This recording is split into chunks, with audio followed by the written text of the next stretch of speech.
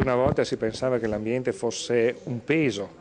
all'economia, alle nostre imprese, alla gestione appunto del territorio, in questo momento l'ambiente può diventare invece un'opportunità legata a una nuova consapevolezza che parte proprio dai giovani che la tutela del territorio, delle nostre risorse, acqua, aria, suolo è fondamentale per garantire una qualità della vita e la salute in particolare, e dall'altra parte può diventare veramente un'opportunità imprenditoriale di riconversione delle nostre aziende, perché la green economy, quelle che possono essere l'utilizzo delle energie rinnovabili, può diventare veramente un nuovo volano economico, produttivo economico per il nostro Veneto. Ci sono delle linee direttrici per l'edizione 2013 della Settimana dell'Ambiente? Innanzitutto coinvolgere i giovani tramite appunto le scuole, coinvolgere quelli che saranno appunto i cittadini futuri del nostro Veneto per far conoscere quelle che possono essere le peculiarità di un territorio come il nostro e quali sono le criticità,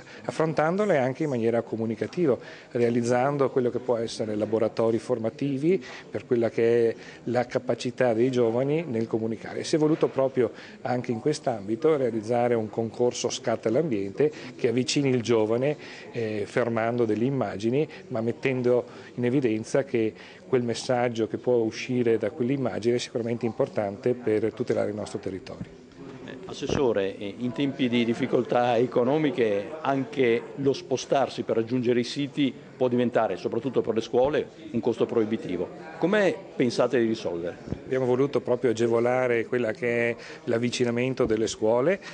collaborando e dando appunto un contributo al provveditorato regionale degli studi che permette appunto soprattutto di coprire i costi del trasporto per poter appunto avvicinare le scolaresche nell'ambito appunto di quelle che saranno le occasioni di incontro, di visita e soprattutto anche di partecipazione a quello che è il nostro concorso Scatta all'ambiente. Quindi un vero e proprio investimento per il futuro. Penso che questo sia il minimo da fare per permettere veramente ai giovani di avvicinarsi e di partecipare a questa settimana dell'ambiente.